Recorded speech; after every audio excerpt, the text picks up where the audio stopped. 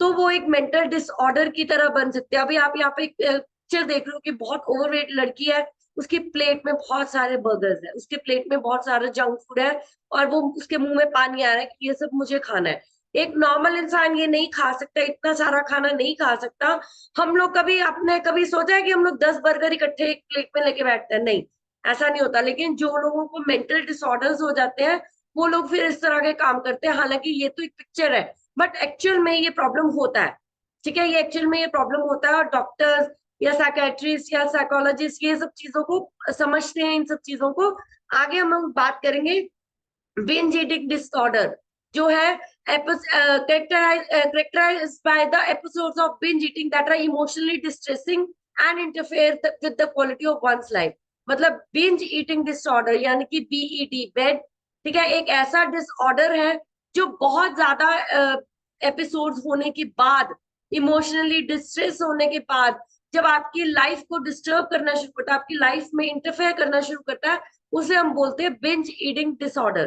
ठीक है, जो लोग इस डिसऑर्डर को डिस्टर्ब मतलब करते हैं, फील करते हैं इन सब चीजों को, उन लोगों को वो अपने मतलब लार्ज पोर्शंस के कंट्रोल को नहीं कर पाते। ठीक है, वो फील आउट मतलब आउट ऑफ कंट्रोल हो जाते हैं जब वो बहुत ज्यादा खाना देखते हैं। और चाहे वो उनको वो खाना जो है वो बीमार भी कर दे, चाहे वो उनको मतलब दिक्कत भी दे, लेकिन वो लार्ज पोर्शंस जो है खाने की, वो खाना बंद नहीं कर सकते। उनके जो प्रॉब्लम है, क्योंकि वो डिसऑर्डर होता है, उनका कोई कसूर नहीं होता, बिकॉज उनका जो मेंटली डिस्टर्बेंस हो चुकी है, जिस वजह से उनको बिंज ईटिंग डिसऑर्डर की जो प्रॉब्लम स्टार्ट हो चुकी है। ठीक है, और ये यूएस एडल्ट में अबाउट 3% ऑफ लोग ऐसे जो है यूएस में, ऐसे 3% लोग हैं जो डिसऑर्डर्स का शिकार है। और ये ज्यादा जो लोगों को मतलब लेडीज को या विमेन को आप कह सकते हो ज्यादा होती है एज कम्पेयर्ड एज मेन।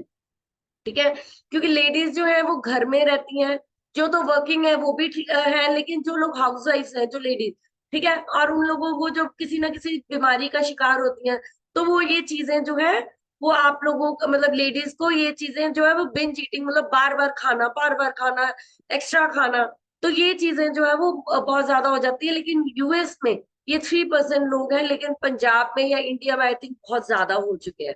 ठीक है, तो आगे आज हम बात करेंगे science and symptoms of binge eating. ठीक है, ओवर ईटिंग व्हेन स्ट्रेस्ड। पहला सिम्टम, आप ओवर ईट कर रहे हो जब आप स्ट्रेस हो, कुछ नहीं है करने को, स्ट्रेस जो आपने खाना शुरू कर दिया। ठीक है, फीलिंग ऑफ लोनलीनेस, अकेले बैठे हैं क्या करें, खाना शुरू कर दो। ठीक है, अब लार्ज अमाउंट, अभी आप यहाँ पे देख रहे हो थर्ड पिक्चर में, एक इंसान नूडल्स खा रहा है, लेकिन उसको भूख नहीं है, लेकिन वो फिर भी इतने सारे नूडल्स खा रहा है। ठीक है, feeling of low self esteem, overweight इंसान है, सेल्फ एस्टीम लो हो चुका है, लेकिन वो खाना खाना नहीं छोड़ रहे हैं। ये जो है आपके साइंस एंड सिम्टम्स है बिंज ईटिंग के। मतलब ऐसे लोग जो होते हैं, इस तरह की कंडीशन में जो लोग होते हैं, ये जो है वो बिंज ईटिंग का शिकार, बिंज ईटिंग डिसऑर्डर यानी कि बीईडी, आप ये नोट कर सकते हैं, बीईडी, बिंज ईटिंग डिसऑर्डर, इसका शिकार हो चुके होते हैं। ठीक है, तो आगे हम लोग बात करेंगे कि consistent and recurring episodes of binge eating characterized by the lack of control during the eating and the consumption of amounts of much more larger food than it's needed for sustenance। मतलब कि वो इतना ज्यादा बार बार episodes को repeat करते हैं binge eating के, lack of control, मतलब उनका कंट्रोल बिल्कुल खत्म हो जाता है खाने पे। और जब वो बहुत ज्यादा खाना देखते हैं तो उनका दिल करता है खाने का, और बहुत सारा खाना वो एक साथ खा जाते हैं, जबकि उनको जरूरत भी नहीं होती, जबकि उनको इन सब चीजों की जरूरत ही नहीं होती, फिर भी वो इतना ज्यादा खाना खाते हैं। ये पहला साइन है आपका। ठीक है, बिंज ईटिंग डिसऑर्डर का। Emotional distress experience during and following binge eating episode, मतलब जब आप कोई प्रॉब्लम है, कोई लेट्स से कोई आपके साथ कोई इश्यू हो गया, कोई ऐसा एपिसोड हो गया जिससे आप बहुत ज्यादा इमोशनली खराब हो चुके हो, डिस्ट्रेस हो चुके हो, स्ट्रेस हो चुके हो, तो आपको क्या है वो, अगर जो बिंज ईटिंग डिसऑर्डर वाले जो लोग हैं, वो लोग फिर बहुत ज्यादा खाना शुरू कर देते हैं। ठीक है, eating very quickly during an episode, मतलब जिस टाइम पे वो खाना खा रहे होते हैं, उस टाइम पे वो फटाफट फटाफट सारा खाना खाते हैं, बहुत ज्यादा खाना खा जाते हैं, कि अगर उनके साथ आसपास इतने लोग बैठे होते हैं, वो भी सोच के हैरान होते हैं कि इसको कहाँ जाना है, कहाँ भागना है इसको। तो हम लोग कई बार बोलते हैं ना, भैया कहाँ जाना है आपको, कोई ट्रेन पकड़नी है, इतना तेज आप खा रहे हो, है ना, आराम से खाओ, परेशानी हो जाएगी, नहीं।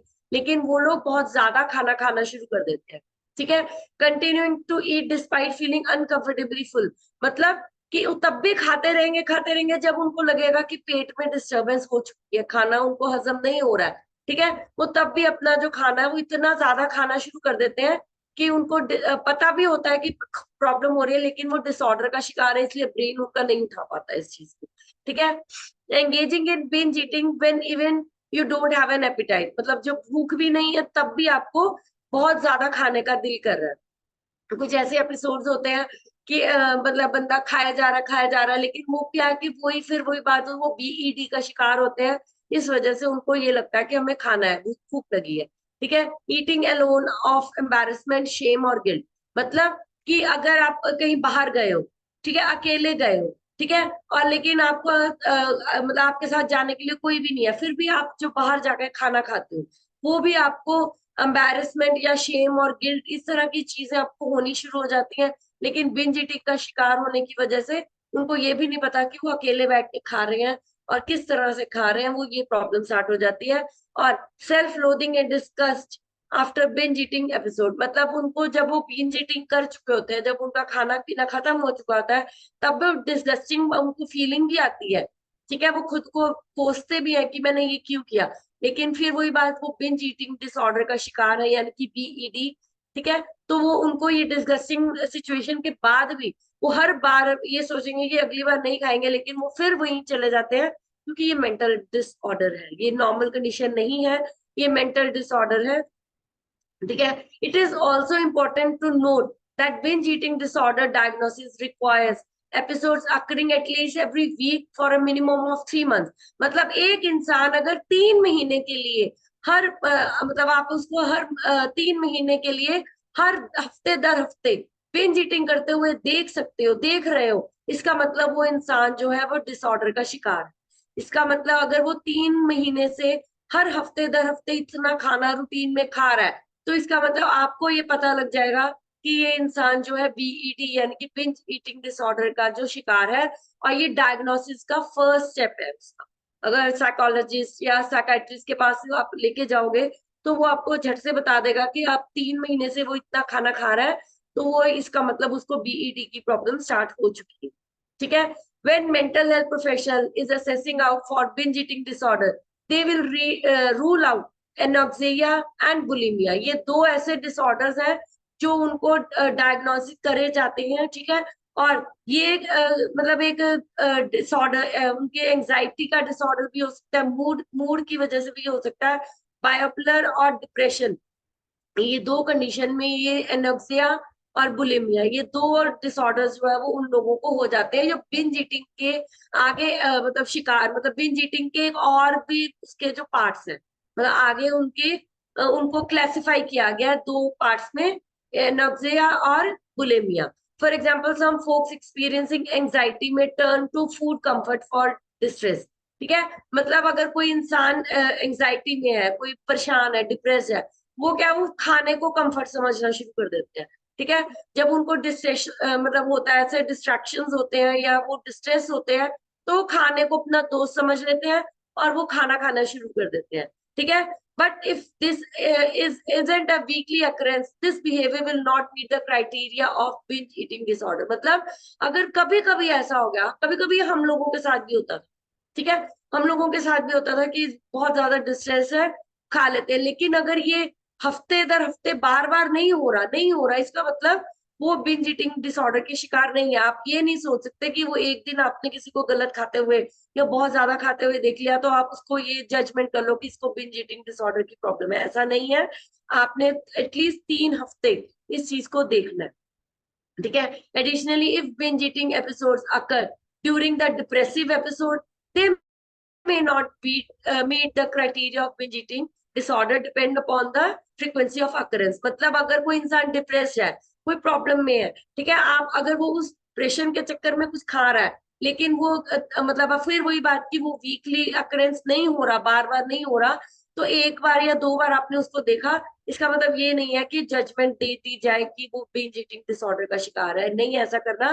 बल्कि अगर कोई डिप्रेसिव एपिसोड आपके साथ कोई लग रहा है आपको, है ना, कि कोई ऐसा इंसान आपको दिख रहा है वो डिप्रेशन में खा रहा है, तो आप उसको प्यार से उसकी प्रॉब्लम को सॉल्व करके उसको सुन लो, उसको अच्छे से सुन लो, शायद वो आपके इस तरह के बिहेवियर से, एक अच्छे बिहेवियर के साथ वो अपना बिंज ईटिंग की जो प्रॉब्लम है वो खत्म कर सके। ठीक है, अगर इस तरह का क्राइटेरिया डिसऑर्डर आपको हो भी रहा है, अगर नहीं हो, मतलब सॉरी, अगर नहीं हो रहा, ये प्रॉब्लम नहीं हो रही, तो ये इसकी जो हेल्प है वो अवेलेबल है, आप उसकी हेल्प कर सकते। उसको डॉक्टर साइंटिस्ट की जरूरत नहीं है, उसको साइकेट्रिस्ट की जरूरत नहीं है, आप भी नॉर्मल वे में एज अ वेलनेस कोच उसकी हेल्प कर सकते। ठीक है, तो कॉम्प्लिकेशंस एंड कॉमोबिलिटीज, मतलब कॉम्प्लिकेशंस क्या है और उसके साथ जो प्रॉब्लम्स आते हैं उसके बारे में भी हम बात करेंगे, कि ओबेसिटी। ठीक है, ओबेसिटी जब आप अगर बिंज ईटिंग बार बार इंसान करता रहेगा तो ऑब्वियसली वो ओबीज होगा। लेकिन कई बार क्या होता है कि इतना प्रॉब्लम होती है, कई बार कई लोग ऐसे भी होते हैं बिंज ईटिंग डिसऑर्डर के शिकार जिनके पास ओबेसिटी नहीं होती। ठीक है, नहीं भी होती कई बार, लेकिन वो पतले भी होते हैं, लेकिन वो बिंज ईटिंग करते हैं। लेकिन जो बहुत सारे ऐसे लोग हैं, इवन 45 to 50% ऐसे लोग हैं जो ओबेसिटी के शिकार हो चुके होते हैं। ठीक है, और कॉमोबिडिटी क्या होती है, मतलब उसके साथ आगे कॉम्प्लिकेशन क्या आते हैं, उनकी बॉडी जो है वो डिस्टर्ब होना शुरू हो जाती है, चाहे वजन नहीं बढ़ता, लेकिन उनकी जो अंदर जो उनकी कॉम्प्लिकेशन जो स्टार्ट हो जाते हैं, सबसे पहला फर्स्ट सेट जो आता है कॉम्प्लिकेशन का, वो क्या, फिजिकल पेन। अगर आप गलत खाना रूटीन में, ऑयली फूड, या आप बिंज ईटिंग कर रहे हो, या जंक फूड आप एंजॉय कर रहे हो, बार बार रूटीन में कर रहे हो, तो आपको फिजिकल पेन्स होने स्टार्ट हो सकते हैं। ठीक है, जो मसल पेन्स है वो अनकॉमन नहीं है इस सिचुएशन में। ठीक है, आपके नेक्स में, आपके शोल्डर्स में, हर जगह जो मसल पेन हो सकता है। ठीक है, आपको बैक पेन की प्रॉब्लम भी हो सकती है, ओस्टियोआर्थराइटिस भी हो सकता है। ओस्टियोआर्थराइटिस जो है वो एक फॉर्म ऑफ अर्थराइटिस होता है। अगर आप गलत खाना खा रहे हो और आपके मसल जो है कॉन्टिन्यूसली डाउन जा रहे हैं, फैट बढ़ रही है, तो आपको अर्थराइटिस का प्रॉब्लम हो सकता है। ठीक है, ये रिजल्ट है आपका बिंज ईटिंग डिसऑर्डर और ओबेसिटी का। ठीक है, ये ऐसी कंडीशन में डिसऑर्डर, अगर आपको मतलब अगर बार बार आप कर रहे हो बिना सोचे समझे, तो आपको जो है वो डिसऑर्डर हो सकता है, और ओबेसिटी आने के जो पूरे पूरे चांसेस हो सकते हैं। ठीक है, अर्थराइटिस भी, और बहुत सारे कॉम्प्लिकेशंस आपको आ सकते हैं। और उसके बाद और इलनेस क्या आ सकती है इस टाइम पे, हाइपरटेंशन यानी कि high blood pressure, diabetes, asthma, coronary artery disease, heart failure, ये प्रॉब्लम्स भी आपको बिंज ईटिंग डिसऑर्डर के साथ आ सकती हैं। और मतलब उनके मेंस्ट्रुअल सर्कल, लेडीज के मेंस्ट्रुअल सर्कल में भी इश्यूज आ सकते हैं।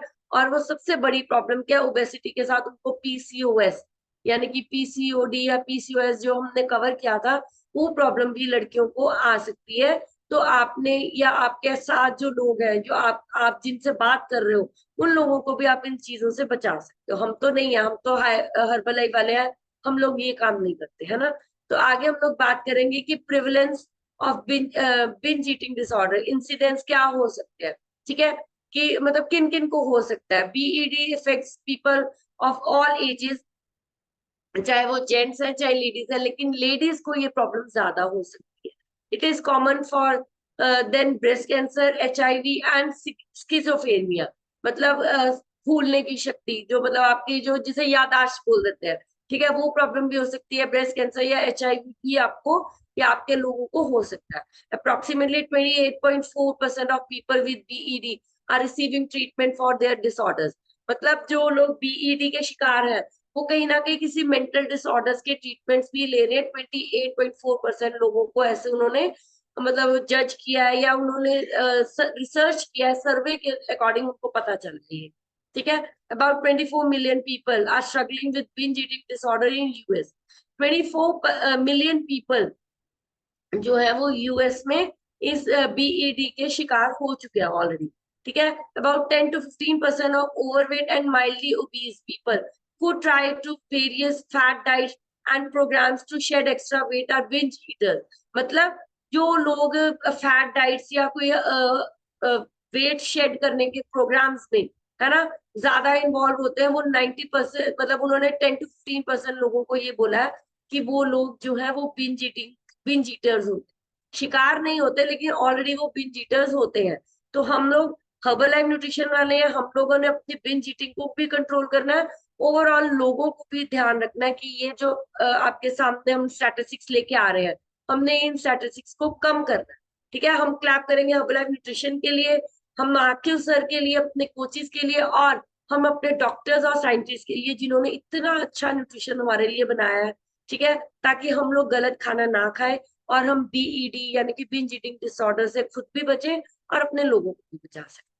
तो consequences of binge eating: feelings of shame, fatigue, anxiety, depression, lethargy, unwanted weight gain, frustration।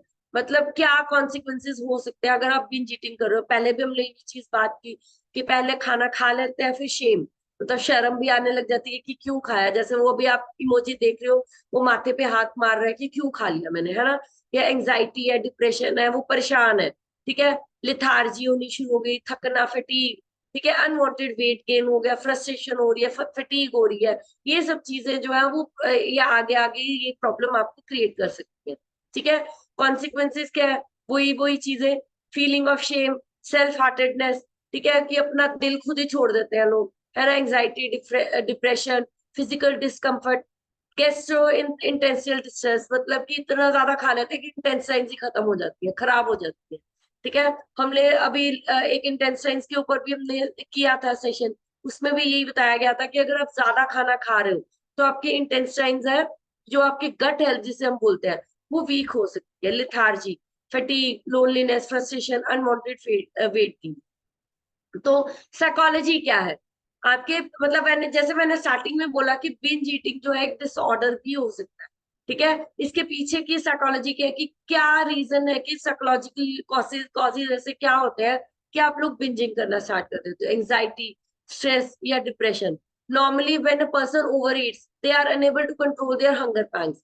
मतलब जब वो लोग ओवर ईट करना शुरू करते हैं, बार बार खाना शुरू करते हैं, वो नॉर्मली उनकी प्रॉब्लम क्या हो जाती है, वो अपने हंगर पैंस को कंट्रोल नहीं कर सकते, ठीक है। और इमोशनल बिंज ईटिंग सेशन, ठीक है, और ऐसे कंडीशन में उनको बिंज ईटिंग सेशन के दौरान इमोशनल प्रॉब्लम की स्टार्ट हो जाती है, कि वो अपने कंट्रोल करने, इमोशंस को ही कंट्रोल करने के लिए इनकैपेबल हो जाते हैं, वो मतलब कर ही नहीं पाते ये सब चीजें, ठीक है। rather than finding solace in companionship, मतलब कि किसी के दोस्ती को आजमाना, मतलब किसी की दोस्ती में रहना या किसी मतलब रिलेशन में रहना, उससे ज्यादा अच्छा वो फूड के साथ रिलेशन बना ले। वो खाना खाना शुरू कर देते हैं, वो फूड को ही अपना दोस्त समझना शुरू कर देते हैं। उनको ये नहीं समझ में आ रहा कि इसके कोई सॉल्यूशंस भी हो सकते हैं, कोई एस्केप भी हो सकता है, ठीक है। आइदर देयर सैडनेस, मतलब इतना ज्यादा इनकैपेबल हो जाते हैं अपने कंट्रोल करने में इमोशंस को, ठीक है। वो फेल हो जाते हैं इन सब चीजों में, कि इससे बच भी सकते हैं, इसके लिए सॉल्यूशंस भी ढूंढ सकते हैं, कि सैडनेस है मगर नहीं, कि ऐसा नहीं करना कि आप लोग डिस्टर्ब हो जाओ, कि सैडनेस है तो खाना शुरू कर दो, ये कंट्रोल करना आपको हो सकता है। और इम्बैलेंसिंग जो है इमोशनल की, उसको भी ठीक करना जरूरी है, ठीक है। But the warning of ill health, it becomes a habit rather than rare occurrence and slowly becomes a way of life. मतलब कि आप अगर वो ये प्रॉब्लम इतनी ज्यादा बढ़ जाती है कि उनको इल हेल्थ, मतलब बीमारी का जो आसार भी दिखता है, उनको एहसास हो चुका होता है कि वो ये प्रॉब्लम में निकल रहे हैं, लेकिन वो उनकी हैबिट इतनी ज्यादा बार बार रेयर अकरेंस, मतलब नहीं होने की बजाय भी उनका पार्ट ऑफ लाइफ हो जाता है, वो वे ऑफ लाइफ बन जाता है स्लोली स्लोली। मतलब अकरेंस इतनी बढ़ जाती है कि वो धीरे धीरे उनका पार्ट, लाइफ का पार्ट बन जाता है। कौन? बीईडी यानी कि बिंज ईटिंग डिसऑर्डर, ठीक है। तो what's the difference between over eating, binge eating and bulimia, ठीक है। ये तीन एस्पेक्ट्स है, मैंने पहले भी आपको बताया था। ओवर ईटिंग क्या होता है? ओकेजनली, आप कभी कभी कर रहे हो, कभी कभी दिल किया, जैसे आप लोग बात करते हो कि आज खाना था, कहीं बाहर चले गए, खाना खाना था, मजबूरी थी या दिल कर रहा था, चलो खा लिया, ठीक है। ओकेजनली ऐसा आप कर सकते हो, ठीक है। आप अगर ओकेजनली ओवर ईटिंग कर रहे हो, फिर भी आप अनहेल्दी और हेल्दी फूड में कहीं ना कहीं इसको डिफरेंस कर सकते हो, ठीक है। और आप कर सकते हो, लेकिन good habits like eating moderate portion of healthy food and eating a regular schedule are no longer followed. मतलब ओवर ईटिंग में ये प्रॉब्लम हो जाती है कि आपको पता भी होता है, फिर भी आप इस चीज को फॉलो नहीं कर पाते। Sometimes a person over eat on junk food, मतलब जंक फूड के ऊपर वो ज्यादा ओवर ईट कर जाते हैं, ठीक है। और इमोशनल ओवर ईटिंग में क्या होता है कि इमोशनली आप लोगों को किसी ने कुछ कह दिया, आप बहुत, जैसे वो अल्कोहलिक लोग होते हैं ना, आज इमोशनल है जी, आज हमें हमारा कोई काम नहीं हुआ इसलिए हम दारू पियेंगे, आज हम लोग खुश है इसलिए हम पियेंगे, आज ये प्रॉब्लम है, आज कोई मर गया कोई जी गया, मतलब हमने पीनी है, वही कंडीशन हो जाती है कि इमोशनली आप किसी भी सिचुएशन में हो तो आप लोग अपने इमोशनल इम्बैलेंसिंग को कोप अप नहीं कर पाते, और सस्टेनेंस मतलब ना हो, जरूरत होने की वजह से भी आप लोग खाना शुरू कर देते हो, और आपको लगता है कि न्यूट्रिशन मिलेगा, एनर्जी मिलेगी, लेकिन ऐसा नहीं होता, आप लोग डिस्टरबेंस कर रहे हो। तो binge eating disorder happens when food is used to fill an emotional void resulting in addiction to food. मतलब उस टाइम पे आपको बिंज ईटिंग डिसऑर्डर की स्टार्टिंग हो सकती है जब आपको ये लगना शुरू हो जाता है कि इमोशनली आप डिस्टर्ब हो, और आप मतलब खा लो, आपका जो रिलेशन है वो फूड के साथ बनना शुरू हो जाता है, और धीरे धीरे वो फूड आपका एडिक्शन बनना शुरू हो जाता है। Emotional turmoil is calmed by binge eating, although in a long run it breeds guilt, shame and disgust. मतलब ये टर्मोइल जो है वो धीरे धीरे बिंज ईटिंग के साथ हम लोग उसको मतलब काम कर सकते हैं, उन सब चीजों को इमोशनली लॉन्ग रन में, अगर वो गिल्ट या शेम, अगर डिस्कस जो है वो आपको लगनी शुरू हो जाए, तो आप अपनी इमोशनल ईटिंग के ऊपर भी कंट्रोल कर सकते हो। ठीक है, आगे हम बात करेंगे बुलिमिया। बुलिमिया एक ऐसा डिसऑर्डर है जिसे नर्वोसा बोला जाता है, जो आपके नर्वस सिस्टम में चला जाता है, सिमिलर डिसऑर्डर हो जाता है बुलिमिया नर्वोसा। और ये differ from bulimia because sufferers do not purge themselves of excess food by vomiting or laxative और diuretic abuse।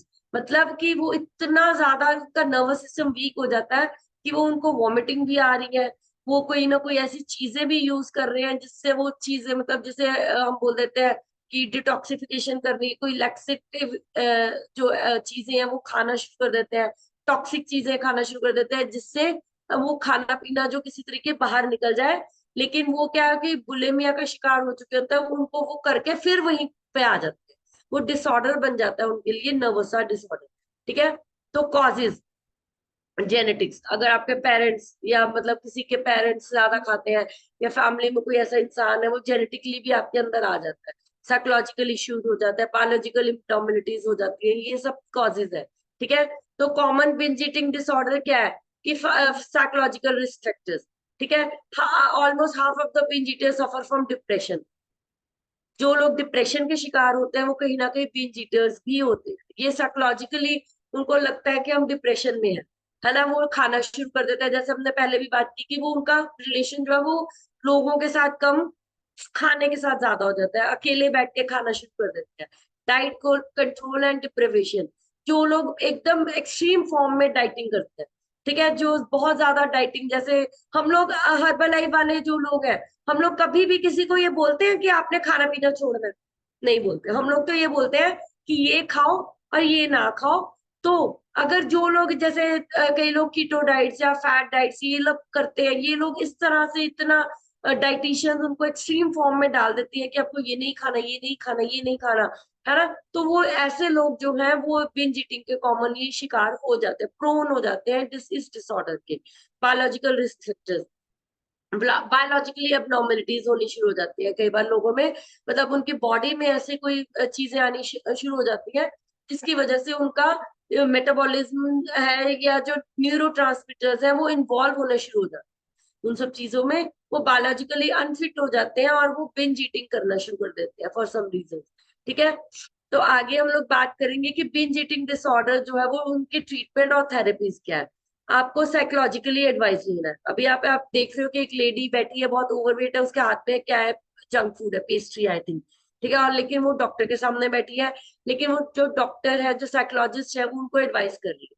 ठीक है, cognitive behavioural therapy, cognitive behaviour therapy आप हम इन लोगों को दे सकते हैं, उनके थॉट्स के ऊपर, उनके इमोशंस और बिहेवियर के हम लोग मतलब इसे कॉग्निटिव फंक्शन बोला जाता है, आपके ब्रेन के साथ कनेक्टेड होता है।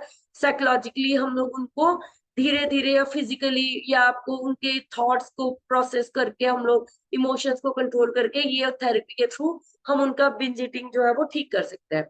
मेडिटेशन एंड स्पिरिचुअल एलिवेशन, मतलब इन सब सारी चीजों में आपका वेलनेस कोच आपके काम है।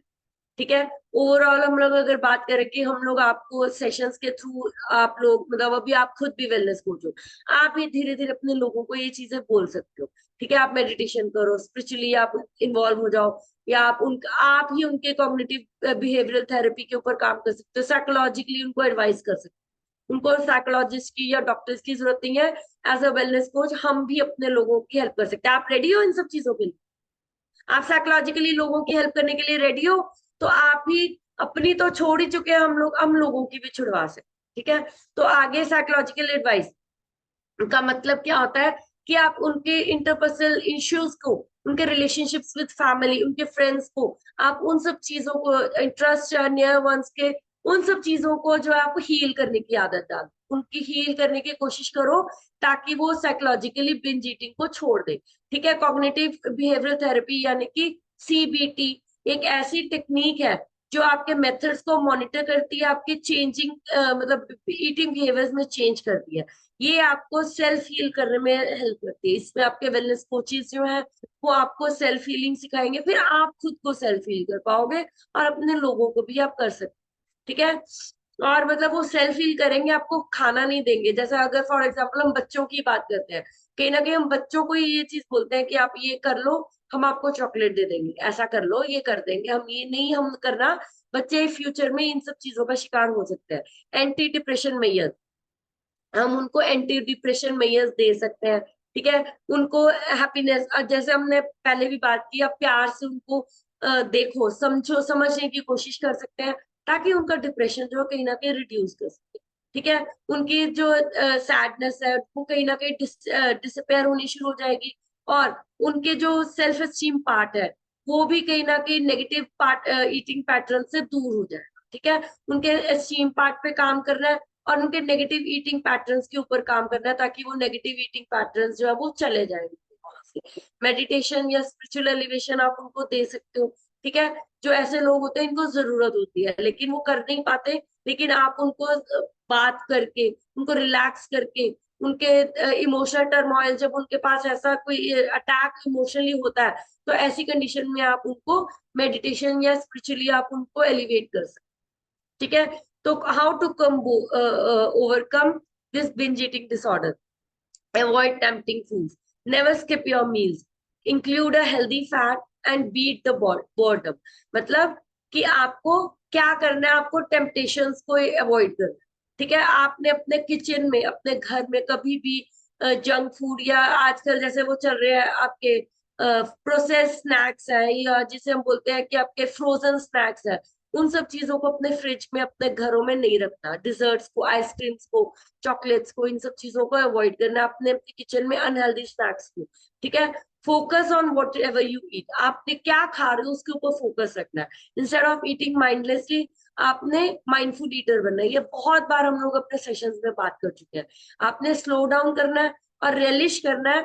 क्या करना है? आपने खाने को स्लो डाउन होना है और रिलिश करना है, उसका फ्लेवर को चेक करना है, उसके फ्लेवर को एंजॉय करना है। टेक्सचर कैसा है उसका, खाना में मतलब नमक कैसा है या उसका फ्लेवर कैसा है, ये चीजें जो आपने, वो उसको ध्यान रखना है, उसको उसके ऊपर रेप्लेनिश करना है उसको। आपने ईटिंग रेगुलरली, गलती से भी अपने स्किप नहीं करने मील्स को। हम लोग क्या है कि अपने ब्रेकफास्ट को, मील्स को स्किप कर देते हैं और अगले दिन जरूरत से ज्यादा खा जाते हैं। ऐसा नहीं करना। आपने अपने मेंटेन करने हैं अपने शेड्यूल्स, अपने मेंटेन मील टाइम शेड्यूल्स करने हैं, और अपने रेगुलर मील पैटर्न के ऊपर अपने वर्क करना है। Eat a healthy diet. Dietary fat can actually help keep you from over eating and gaining weight. For example, अगर हम हर्बल लाइफ वाले हैं, हम लोग क्या बोलते हैं कि किसी को भूख ज्यादा लग रही है। ठीक है? अभी कल ही मुझे किसी का कॉल आया कि वो हमें भूख ज्यादा लग रही है, हम क्या करें? मैंने क्या बोला कि आप रात को प्रोटीन और शेक मीट का इंटेक थोड़ा सा बढ़ा दो। ठीक है? उससे क्या होगा कि आपकी जो प्रोटीन, आपकी हंगर कंट्रोल हो जाएगी। जब आप सुबह उठोगे, इंस्टेड ऑफ ईटिंग फूड, आप क्या कि एलो और सिंपली प्रोबायोटिक के साथ वाटर, और उसके बाद अपनी ए फ्रेश में आप एलो और सिंपली प्रोबायोटिक यूज करोगे, तो वो आपकी जो खाने की जो चीजें हैं वो धीरे धीरे ठीक होंगे, क्योंकि गट हेल्थ वीक हो जाती है जब आप वजन कम करना शुरू करते हो। जब आप आइडल वेट के आसपास आ जाते हो, आपकी बॉडी में फैट होती है, वो फैट निकल जाती है, क्योंकि जो ओवरवेट लोग होते हैं उनकी बॉडी जो है वो फैट के ऊपर टिकी होती है। जो फैट रिमूव होती है तो उनको ज्यादा भूख लगती है। तो ऐसी कंडीशन में हम लोग क्या है कि हम लोगों को प्रोटीन डाइट पे डाल देते हैं। हम उनको ये बोलते हैं कि आप ज्यादा प्रोटीन वाला खाना खाओ। अगर आपको ज्यादा भूख लग रही है तो आप शेक के स्कूप्स जो है वो 5 भी कर सकते हो, 6 भी कर सकते हो, अनटिल एंड अनलेस आप अपने कैलोरीज को कंट्रोल करके चलो, पोर्शन को कंट्रोल करके चलो। ठीक है। तो आपने अपने अंदर हेल्दी फैट को डालना है, हेल्दी प्रोटीन्स को डालना है, हेल्दी कार्ब्स को यूज करना है, और वो आपके फीलिंग करेंगे, आपको फुलफिल करेंगे और सेटिस्फाई करेंगे। बीट द बोर्डम, बोर हो रहे हैं खाना नहीं खाना, ठीक है। जब आप बोर हो रहे हो, instead of eating take a walk, अपने लोगों अपने फ्रेंड्स को कॉल करो, कोई बुक्स को पढ़ना शुरू कर दो, कोई ऐसी हॉबी है ना, सच एज पेंटिंग और gardening, to distract yourself when you are getting bored. आपने कोई ना कोई अपनी हॉबी को, चाहे कोई भी आपके अंदर हॉबी है, उसको पकड़ना शुरू करो। आप कुछ भी करो, अपनी बोर्डम को बीट करो, खाने से बचो, ठीक है। तो आगे हम लोग बात करेंगे हर्बल न्यूट्रिशन के लिए। हर्बल न्यूट्रिशन इंडिपेंडेंट एसोसिएट्स है, and keep calm and take a herbal nutrition. बस सिर्फ यही हमारा मंत्र है, अच्छा खाना खाओ, अच्छा फूड खाओ, इंस्टेड ऑफ मतलब हर्बल न्यूट्रिशन के साथ हम लोग आपको बहुत सारी ऐसी चीजें बार बार सेशन में बताते हैं कि आप हेल्दी फ्रूट्स खाओ, हेल्दी अच्छे से वेजिटेबल्स खाओ, उनको बॉईल करके स्टीम करके खाओ, ताकि आपका खाना जो है आपको डाइजेस्ट भी हो और आप अच्छे से अपना वजन भी कम कर सको। So thank you very much. आपका जो फॉलो है मेरे लिए मैटर करता है, so thank you very much. यहीं पर अपना प्रेजेंटेशन मैं फिनिश कर रही हूँ, और मैं चाहती हूँ अब आप लोग मुझे बताओ